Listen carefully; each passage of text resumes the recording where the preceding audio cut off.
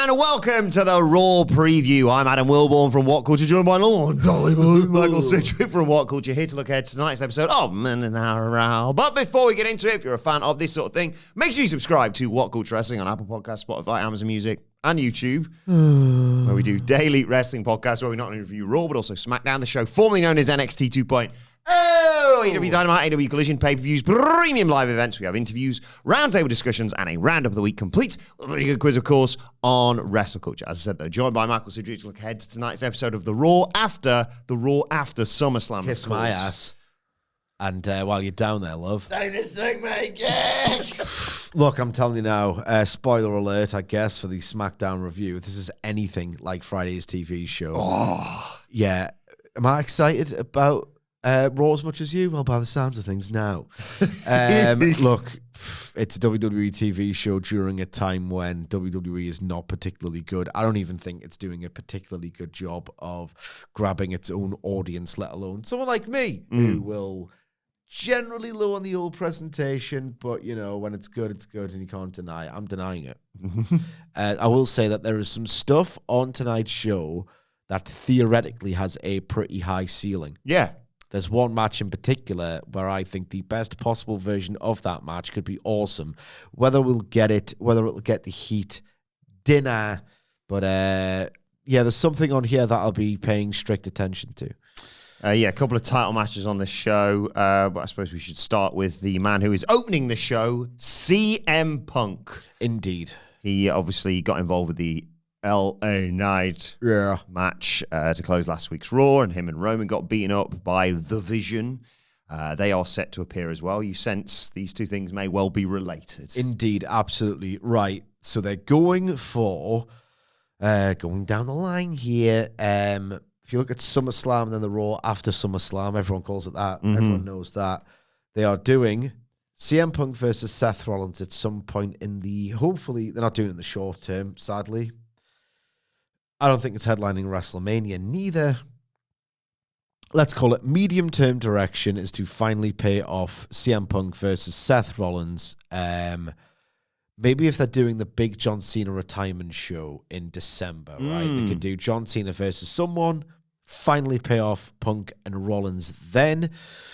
With the idea being that The Vision versus CM Punk et al. Could be War Games. Yes. Or it is War Games or it's not War Games? It wasn't for a while, but I think it's been confirmed now. It is War Games, yeah. Indeed. So, but in the meantime, the idea that CM Punk has thwarted LA Knight's attempt at vengeance for Seth Rollins, we're looking at a CM Punk versus LA Knight mini program. And good. I think LA Knight's gone as far as he can as a babyface. This could be like a sort of a catalyst for him to turn heel.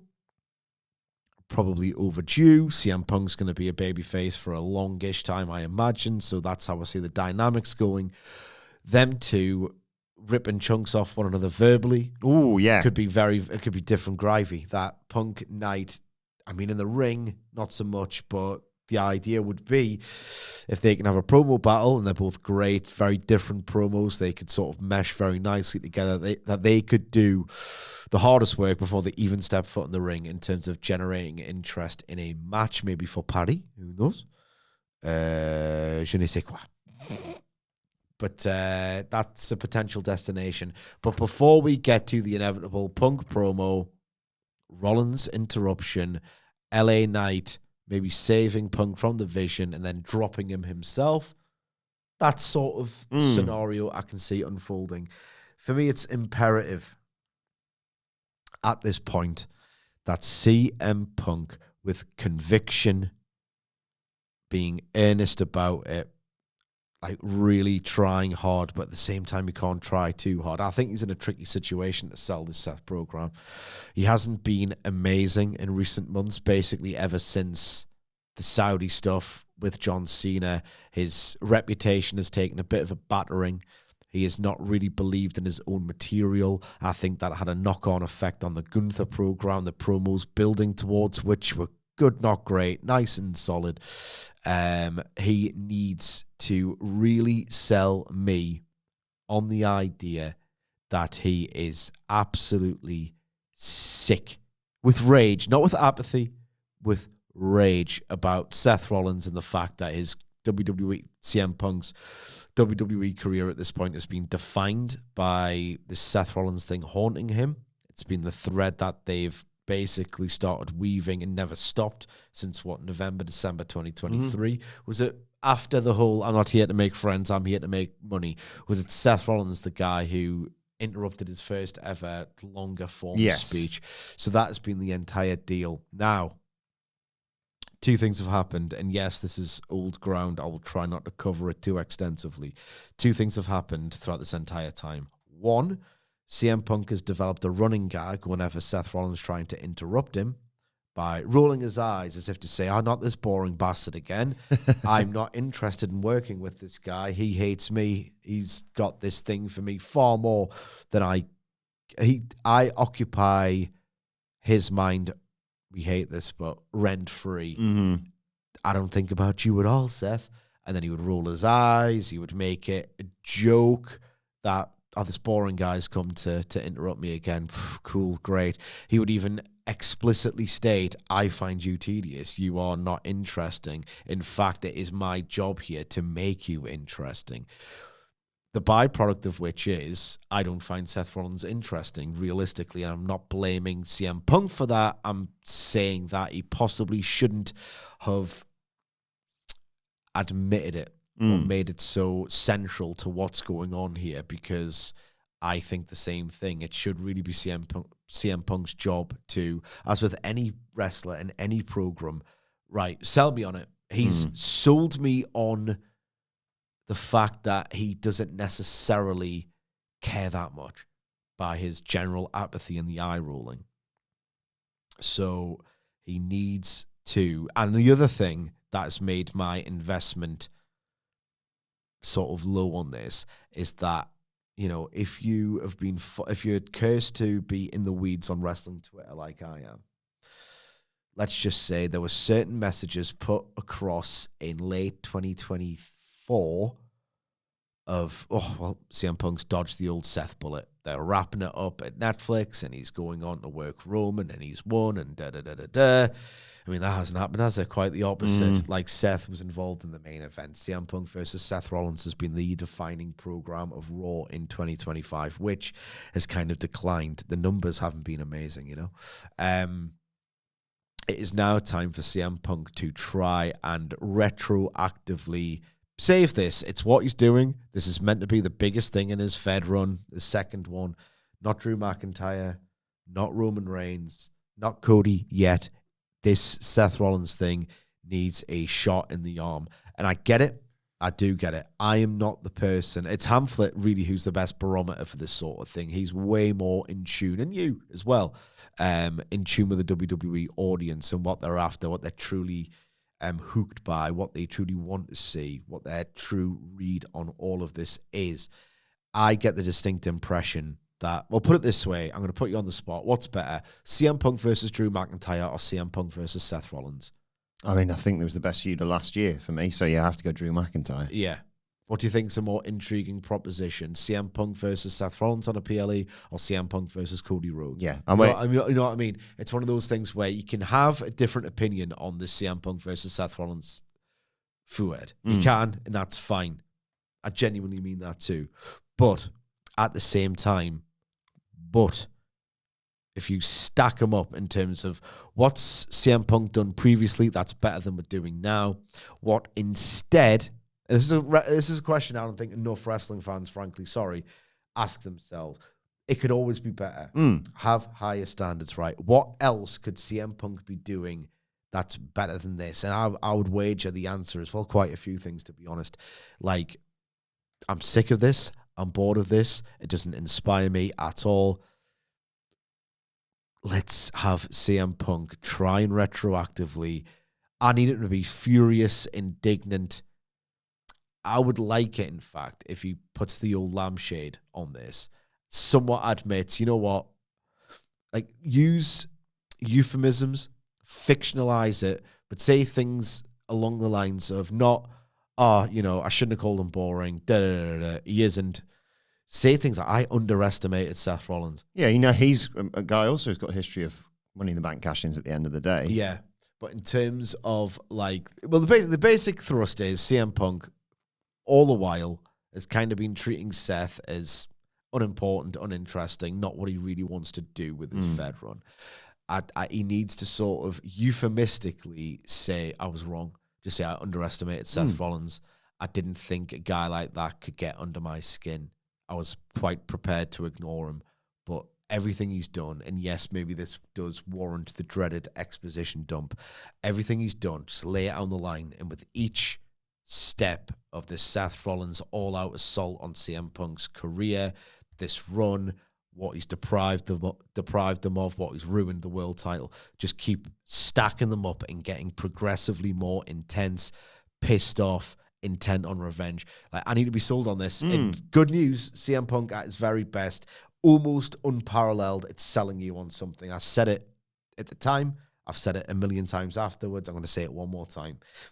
In the wake of Brawl Out, even though I was firmly convinced, CM Punk's basically the problem here. Look at all the evidence. And then he cuts that promo. And I'm thinking, he could tell me the earth is flat and I would agree with him. Yeah. He's got that cult leader charisma, that sheer conviction. It's time to turn that on tonight. Look, I'll say this. I'm on this podcast the biggest fan of The Vision, unquestionably. It's between me and Hamlet as to who's the biggest fan of CM Punk each week, I think it's fair to say. But even you could say that you would maybe put him in your Wrestling Mount Rushmore. Potentially. Maybe that's a main WhatCulture Wrestling channel video to look forward to. Indeed. And I've enjoyed the stuff that Seth and Punk have done together. And I can see a version of events, yes, that plays out with the long-term booking of Triple H that sees Punk versus Seth at next year's WrestleMania. Personally, I'd like them to leave the Punk Rollins stuff in 2025. I think you're right. I think, you can still have stuff. You've still got a long time to go. You've still got a third of the year left. So you can, like you say, factor them into War Games, whether it be like another weird sort of alliance between Punk and Roman and Jay. And obviously Roman, by all reports, took those tsunamis last week to be written off until later on in the year, let's say. But for me, if I'm booking next year's WrestleMania, as much as they've invested a lot in this, I feel like that could be the kid list for Punk fails in this attempt to try and dethrone Seth and destroy the Vision and what have you, and has to start 2026 by going, well, I'm kind of finished on Raw in terms of title shots and generally. And I'm going to have to win the Rumble, which he doesn't do. I'd have Sami win it and dethrone Seth Rollins, or at least have a big match with Seth at WrestleMania next year. And I want Cody Punk. Yeah, it's time. Especially for just even if you have to have like Punk win the Chamber, for example, because he was like, I came close last year. If it hadn't been for bloody Seth Rollins, now he's out of my way, etc., etc. He wins that, and Seth's already taken, so you don't even have to have him be like, I know we've got all this history, but who cares about that? I'll go Cody, because obviously it's later on in the year. And then you have 6 weeks of Cody and Punk going at each other on the mic. That'd be awesome. Incredible that is, stuff. Honestly, their stuff. They did a very they did one revisit of it on the microphone this year, I believe, when CM Punk said more with a pause than most wrestlers could do with however many words. When Cody said, "Are you my friend?" and Punk went, Yeah. They are magic together. Yeah. And I just need this to be over with so we can get to that. But I am looking forward to, hearing what Punk has to say following the events of SummerSlam and the cash-in. And, I think there's a weird sort of begrudging respect that Seth might have earned. He's furious with him. He wants to kill him. Yeah. But, like, I'm a man who's 2 cash-ins, of course. Well, both of them have, but Punk, has had 2 Money in the Bank cash-ins, so he can't really sit there and be like, he kind of took a shortcut there. Yeah. It's like, well... It's more his tone, demeanor, body language I'm really looking at tonight as opposed to the content of his promo. Like, I need to believe that he's again, 39 years old, 40 next month. Apologies for this phrasing. Is he as locked into this as Seth clearly is? Show me it in your demeanor tonight. Also, we've got 2 huge title matches tonight. Let's start with the biggest one of all. The Women's World Championship on the line, ahead of, obviously, the big Women's World Championship match going down in Paris at the end of this month. Stephanie Vacquet waiting whoever wins out of Naomi and Io Sky tonight. Well, this is halfway interesting. I don't expect a clean finish. They could do Rhea Ripley versus Io again. Maybe Rhea could inadvertently cost Io. They seem to be tending to that at the same time. Do you want them to be a tag team going forward? Nah. Well, I get the appeal. I understand Hamlet's thing, and I agree with it when it's 2 wrestlers you're massively into who've had tension coming together. I do like that. But Rhea Ripley I find a little bit cringeworthy these days. It's not any of this Rhea Hogan bollocks that people who, quite frankly, are too... There's certain tells when you're on Twitter, and if you're not, just skip forward 2 minutes or mute it, so still got the seconds for listen. General rule of thumb: you can tell when someone, whether it's on your For You tab or whether it's someone you follow, quote tweeting these people, right? You get a sense of how much they know, how much they are prepared to learn, and how old they are by how they tweet and what their opinions are. I can never... This is an age thing and an apathy thing, I guess, because I used to be way more active on Twitter and I used to involve myself in this sort of discourse. So I can't tell someone off for being, 28 and still doing it, But when you can just tell how old these people are. And one of my biggest wrestling Twitter bugbears is when you've got, this 40-year-old ex-message board guy who wants to flex their knowledge and tastes, going, yeah, well, actually, do you know that Rhea Ripley and I just hate it when people cross streams and chat to people that they shouldn't be. Sorry, that's just a little incidental rant, right? I like it. But it's I like the rant, I don't like it's what just you're when saying. people go, actually, you'll find that this wrestler did it. You should know who you're talking to. Treat Twitter as if it's this, there's invisible walls that you shouldn't cross. Because it's Twitter and it's not like this sort of sub-message board categorization. Anyone can interact with anyone. It's the feature and the bug at the same time. Just know that if someone's calling her Rhea Hogan and it's not a bit, do not talk to that person. No. Do not interact with that person. You're an idiot. This person is, obviously young, just learning what things are about wrestling Twitter. If they're proud of their ignorance, just in general, don't interact with these sorts of people. But if they're just merely ignorant, they're not willing to learn. Yeah, they'll do it by themselves. They're not going to, learn about, why top stars win a lot because some 40-year-old dickhead who thinks that Akira Taue was the best 4-pillar is telling them to. That's just not how these things work. So it's not the Rhea Hogan. I stand corrected. Yes, indeed. It's not the Rhea Hogan thing that annoys me about Rhea Ripley. It's just the general demeanor. So I'm not quite as high on the old tag team coming together because, as I said, it would involve a lot of them looking each other up and getting the measure of each other and some very cringeworthy WWE melodrama body language that I can't be arsed with. In terms of this match, though, right, I will say it's highly unlikely that Naomi's losing the belt. But if you want to put over the booking, which I haven't done a lot of this yet, even Hamlet hasn't, they've been telling the story, not very well, incidentally, via 2 disqualifications or 2 non-finishers in this Io Vacquet deal. But they're telling you that they want their clean match at some point, that they are going to get to it at some point. So you could pretend watching this match that Naomi's all but certain to win, yes. I believe. But you could entertain the idea that they are using it as a bridge to get to this 3rd match between Io and Stephanie Vacquet. So there's a narrative possibility for Naomi to lose. So I don't hate that at all. No, and there's also the possibility that quite a fan of triple threat matches this year, that they do some sort of shenanigans, like you say, to get this to a triple threat, which would be awesome. Naomi, Io, and Stephanie Vacquet would be amazing. And it would arguably be a way, I don't want to keep beating Io because I think she's had a sensational few years. But that's a way of having because I don't want Naomi to lose at all, like you say. So that's a way of having Vaquer lose in Paris without losing, if that makes sense. But I think, it's just straight up Naomi and Vaquer at the end of this month. So however they go about it, you could have, just to circle back to the tag team discussion, you could have the Rhea and Io thing, because then you'd have quite a fun dynamic for Perth, potentially, of course.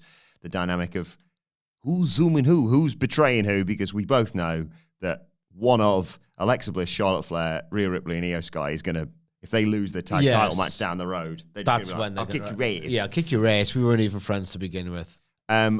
Just to circle back, because there's not much to say other than Naomi wins one way or another tonight. To circle back to the Twitter conversation, a couple of things I want to say. Number one, I weirdly sort of respect more when people have a blue tick that say Rhea Hogan, because I'm like, oh, okay. At least you're monetizing. You're doing that for a financial gain. Yeah. You don't actually believe that. And I do think, I say a lot of nonsense, but like putting your name to something when you've just gone, I'm just going to say that, because, saying like, Santino Marella greater than Kenny Omega for something. Yeah. You're just doing that to just go, well, more people go, you're wrong, actually. Yeah. The more cha-ching I've got. But you've got to have, how far, I'm not a man with much, reputation or anything like that, but how far are you willing to go to be like, I'll just say this and I don't really care what people think about it. As long as people are interacting, it doesn't really matter. Having said that, big tweet dropping later on today on my account, something I've been working on, grafting, sort of, had in the lab, bringing it all together over the weekend. Just get the wording perfect. Yeah, it's more a sort of visual smorgasbord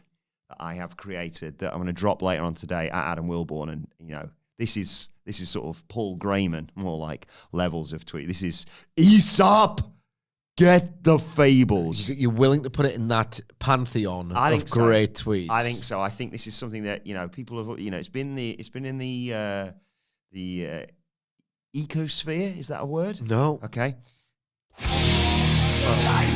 time to play the game! Time to play the game! Ha ha ha ha! I'm going to guess Wilbourn's tweet. Or do you want to guess a couple of games here? Oh. Do you want to guess the tweet and then maybe name 3 wrestlers that you think is related to, and all will be revealed later? I'm not going to tell you anything right now, but you can say what you think the tweet might be and then name 3 wrestlers that it could be about. See, I had a very just specific thing in mind. I thought you were going to tweet this. Well, if they release Karrion, I'm going to be cross. Nice. But no. I've also workshopped previously. I guess there's going to be something along the lines of noughts and crosses, basically, regarding his contract. I can't remember exactly what, but that's still being... It's in the drafts. Yeah, it's in the drafts. Okay. So 3 wrestlers that you think my tweet could be about. Okay. I'm going to go with... has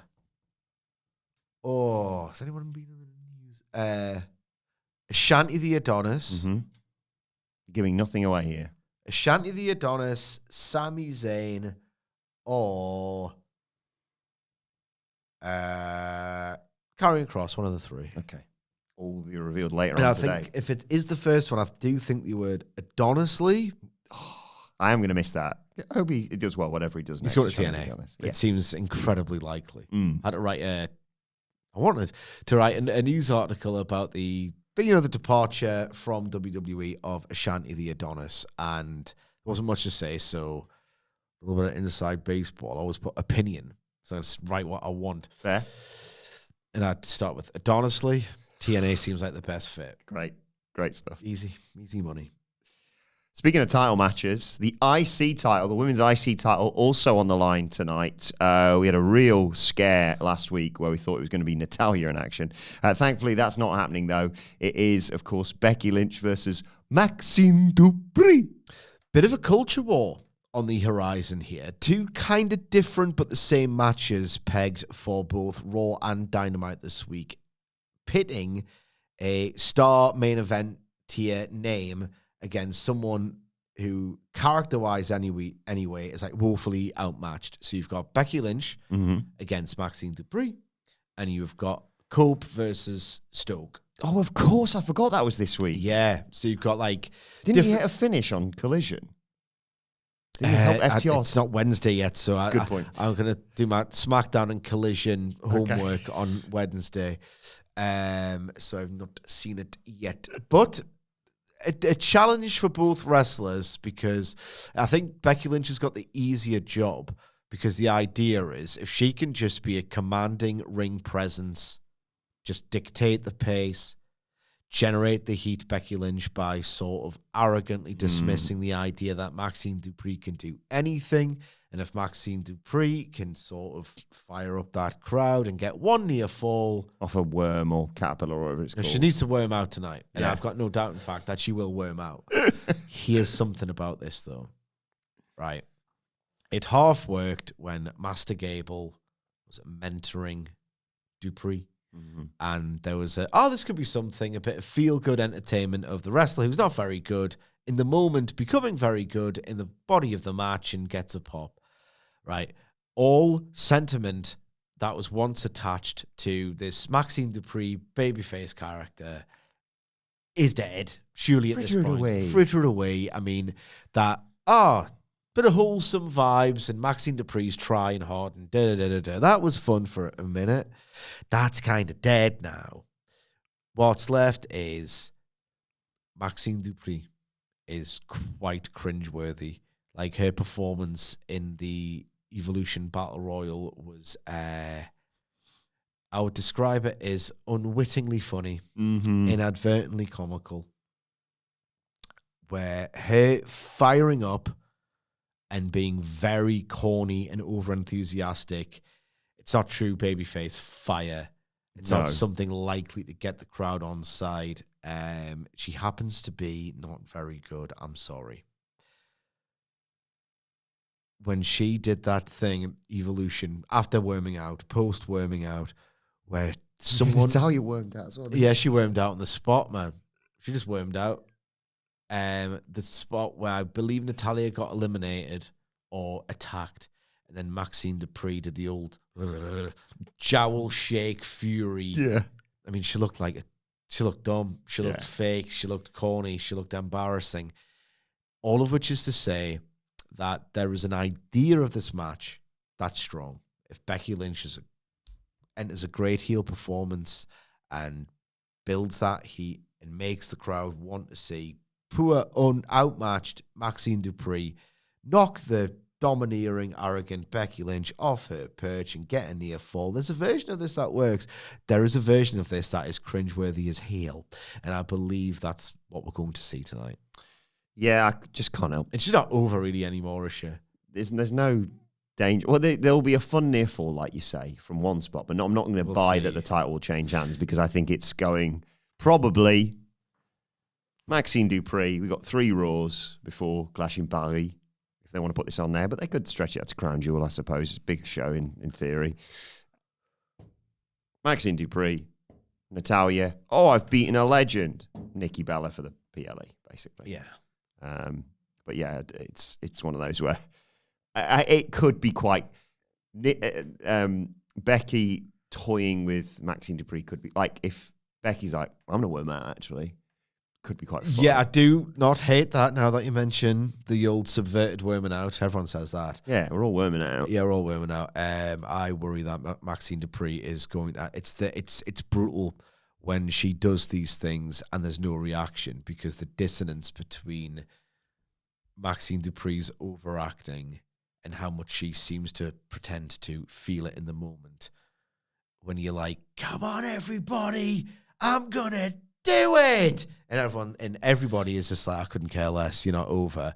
It is almost brutal in it. So I've actually got concerns about this later. One man we have no worries about is Sami Zayn. Well, some worries, I suppose, but they're in Quebec. Community, if you know, you know. No, man, some worries. They're in Quebec tonight. He had a surprise appearance on SmackDown that we'll talk about on SmackDown Review. But tonight he's in action. Hometown hero against Rusev. Indeed. Look, this is what I was talking about in the intro. Like, best version of this match could kick ass. You've got Rusev. who could just maul Sami Zayn. And as we said last week, Rusev might be softening. He might be realizing it's a bit more panto here in WWE. You should know, mate. You worked there for years and years and years. I think he's too much of the, like, I don't know. It just feels like WWE these days, it's a lot more broad. Oh, no, it isn't. I mean, yes, it is. Oh, no, it isn't. I mean, oh, yes, it is, Adam. So maybe... Panto boy over here. Yeah. Don't disrespect Panto in my presence. Honestly, you take the kids to Panto, and even if there can be a complete nightmare before and after, it was a day that we went to the Panto over Christmas, and it was just... What Panto was it? It was the Little Mermaid starring Danny and Mick. They're on CBBC. They're probably still in CBBC era now. Who else was there? Joe McElderry. Joe McElderry was there as well, yeah. Lots of gags, all the rest of it. Like, my son loves it. Nice entertainment. So I'm not going to, denigrate Panto. Absolutely here. That's not. what we're not doing on this podcast. But yeah, if Rusev tries to be that one-dimensional, intense guy, people don't want... WWE fans, I shouldn't say people, WWE fans do not want that version of him. He's been met with near silence almost every time he's been in the ring. A bit more, gaga showbiz. Yeah. That's what Rusev needs to grasp in this context. If he gives it that, you've got a monster heel whose stuff's believable, whose facials are great, against Sami Zayn, who's just brilliant, and he's got the perfect crowd. This should be incredible. This could be incredible, rather. I doubt it will be. Rusev's not over enough, ... yet. But this is surely slam dunk stuff. I've noticed a creeping anti-Sami Zayn sentiment. I was worried about a month ago. They're laying all of this on way too thick. But tonight's the night where you're not going to get any... If there's any backlash brewing, it's not going to be echoed by this set of fans. So I'm optimistic about this. I am. Rusev tweaks his approach a little bit. I am optimistic that this could be awesome. Stick a pin in this for a conversation down the line, but a WhatCulture Panto? I mean... That's money right there. Yeah.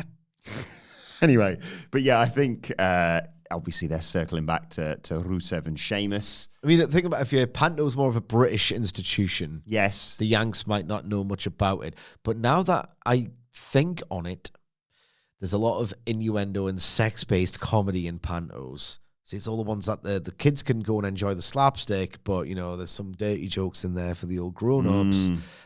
We can tell dirty jokes, get Stacks.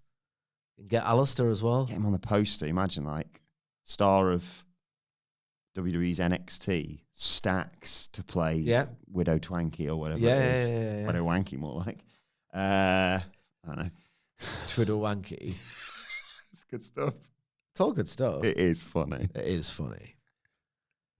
I think I could stretch myself to be like, the hi kids. Do you think I could be that role? I forget what the name of a character that they do, but they're like, when I see, you make sure you shout. Yeah, you could do that. I think that's finally achieved that career goal. Prove all my doubters wrong. From Warwick Theatre study.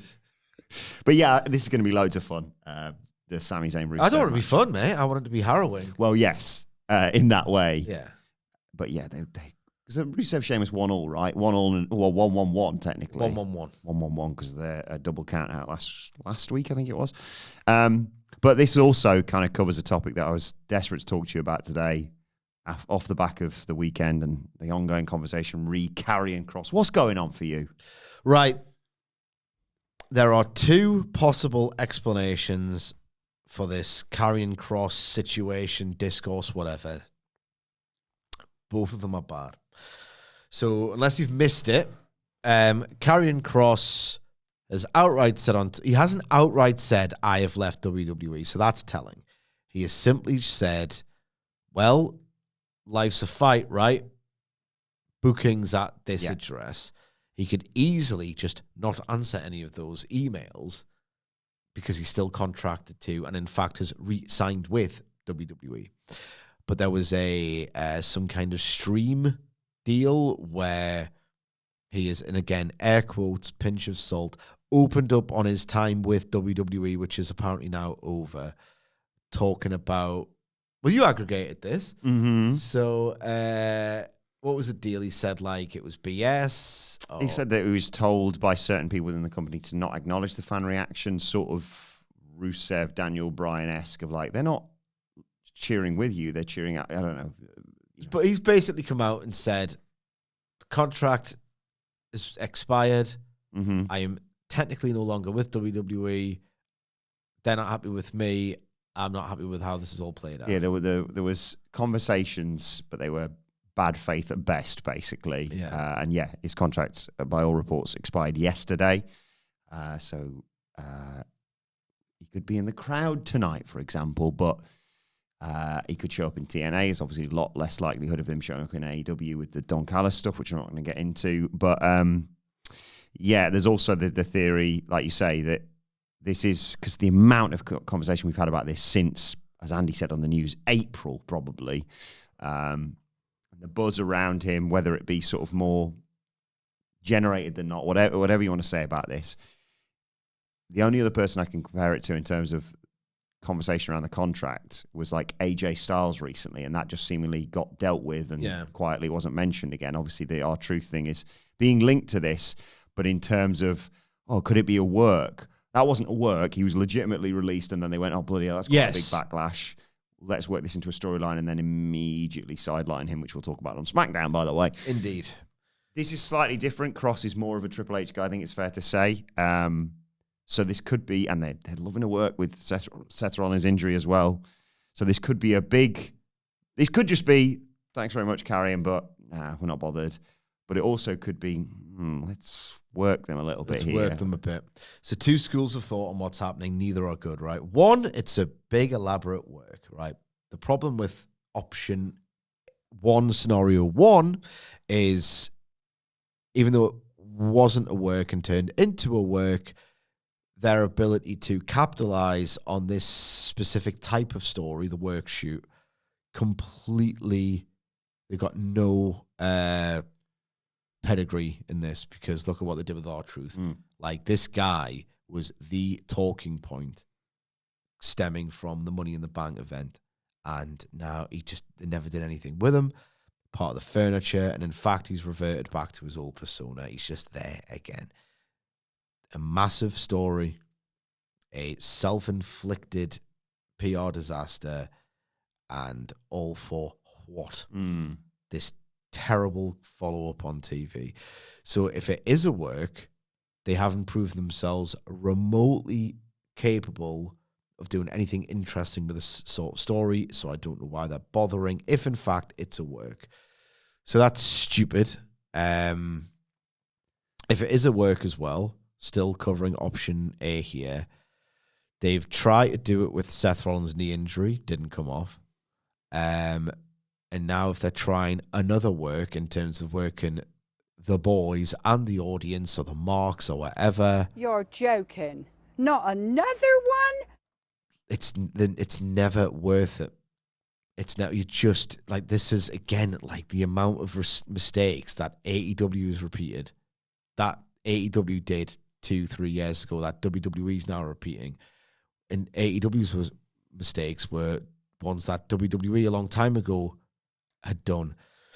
Like, just start treating your fans with intelligence, because no one really buys this. And if they do, they just start to get mistrustful of it all. So the next time you try and do an angle, no one's going to believe it. So they're taking the piss. If, in fact, it's all a work, option two is it's a legitimate situation. They've decided not to renew Karrion Kross's deal. Here's my thoughts on this, if, in fact, it's this.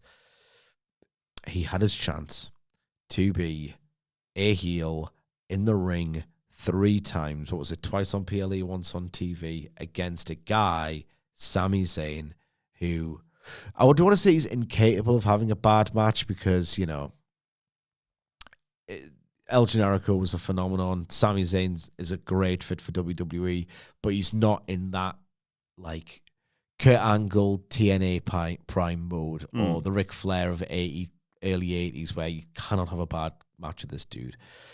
But at the same time, when you are an oversized heel playing Goliath in a David versus Goliath story, and your David is Sami Zayn, and you make it boring and worse still. And no one's expecting Omega Okada 2018, but at the very least, Sami Zayn has this almost supernatural and incredibly rare ability to make people care about what he's doing, and no one in that audience cared to any significant degree across any of those matches. Compare that to the Gunther match that we were lucky enough to attend. Exactly. Like, if I'm WWE and I'm looking at Kross and I'm thinking, right, you've not really got over many times in the 5-year association with the company from your NXT debut to now. No one's really cared about you in the ring.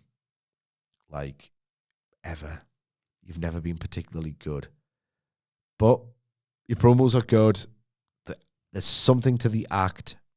It's catching on, whether to a completely organic degree or otherwise questionable. But you've done enough to get a sort of, it's a word I'm looking for here, there's a phrase. Just a kind of a fail-safe test. Go in there, you can work Sami Zayn 3 times. If you cannot get people to care about you in this context with that opponent, we're done here. We are done here. If I'm WWE and I'm assessing whether to pay him a decent amount of money, that's the one. He's not getting an easier tap in than a Sami Zayn program. With the role he plays, big oversized heel, you've got the perfect baby face to go in there with and prove you can do this. He didn't. Kind of failed emphatically. That being said, WWE is completely minted. Totally minted. They are staring down the barrel of a pretty dismal year creatively. If you look at, they've botched the John Cena heel turn. They've faced various criticisms from different parts of the fan base. There's some who didn't want Jey Uso to be in the title picture in the first place. Some who loved Jey Uso thought it ended too quickly. WrestleMania, not very good. The PLEs, people say the same thing after every single one. Overlong and mediocre. Some highlights, but not good enough, really. Why are even these wrestlers on PLE? They have been staring down the R-Truth situation, which just felt really unnecessary and callous for someone who can't be on that much money, and they've got loads of it. If I'm WWE, and I legitimately don't want to fire Karrion Kross, if I'm WWE, and I legitimately want to just, don't renew Karrion, too much money for too little end product, I'm kind of with them, right? But when you factor in everything else they've done this year, that's really annoyed people. Like even their own base is annoyed by certain things. I'm probably thinking, right, we're going to save, let's just say it's $300,000 a year. We're probably saving $300,000 a year by firing Karrion Kross, or rather not, more accurately, not renewing. But is it worth yet another, like, PR nightmare of we're not giving the fans what they want? Even if I don't necessarily believe those fans, or I don't believe there's that many of them, it just seems to me like Karrion Kross, basically there's two scenarios here. If in 6 months people are still with him and he improves in the ring, great. You've got him on the books and it's great. If in 6 months all this sort of, there is a novelty of this sort of campaign, if you like, it'll wither away. And when it does, you can just get rid of him then. I wouldn't do it now. I agree. Even though I think you could justify massively not renewing this dude. I'm sorry, but you could. I know you disagree because you rate him. I rate him, but I also will sit here and say I don't see him winning a world title, even if he does. You know what I mean? Contract. Yeah, it's one of those where it's like, don't do it now, numbnuts. Yeah. Because there's enough people, no matter how small, that are vocal enough. And I see the sentiment. I'm not a Kross guy. I don't follow people who are Kross guys. But the fact that I see people quote tweeting people who are Kross guys, or just talking about it generally, means it's just, why would you do it? Just sign him for another year. It's Karrion Kross. He's not going to AEW for reasons, again, that tricky waters for us to navigate. It just seems like a totally, if it's real, what a self-inflicted own goal. I think it's a work. But I think it's a work. I'm with Meltzer on this one. I think it's a work. I think it's a work, and I think what a stupid thing to do after the R-Truth thing. Yeah. It's weird because I like I really like the Seth Rollins work as much as, people didn't necessarily buy into it. And I love what they did as a sort of salvage job for Ron Killings at the time, at least. But it is a dangerous precedent to set, as you say, of just like, but you think this is happening, but is it really happening? Yeah. Well, because I said I really don't like the Seth Rollins thing I enjoyed, but at the same time, I don't like the idea of working injuries because I felt really horrible when people were like, Kevin Owens' neck injury is a load of bollocks, and he's there, as he tells the story on Cody's thing, with like waking up in agony on a daily basis, and people are like, yeah, of course you are. See you at WrestleMania, champ. No, he's not. I think it's a dangerous precedent. Here's another thing as well on Karrion Kross. One more thing. Maybe we should put it for the top bullet point because people want to know all about Karrion Kross, and I'm not doing it for a second time on the Q&A later. If it's a work, why? What's the end game? What's the story you're telling? And if you think about it deeply, what you're basically saying by creating this work where you're basically saying Karrion Kross has not renewed his contract, and maybe he comes back and it's like, I'm not allowed to be here, but I'm going to, kick people's ass until they rehire me or whatever. What you are saying by telling this story is, and again, it's fake, but whatever, the message you're sending is, we have got no idea who's popular, who people might want to see us do more with, and what's more is we don't care who you like. It's such a self-owners kind of story. It's what you're basically saying by telling it is, oh, we didn't know how popular Karrion Kross was, so we brought him back.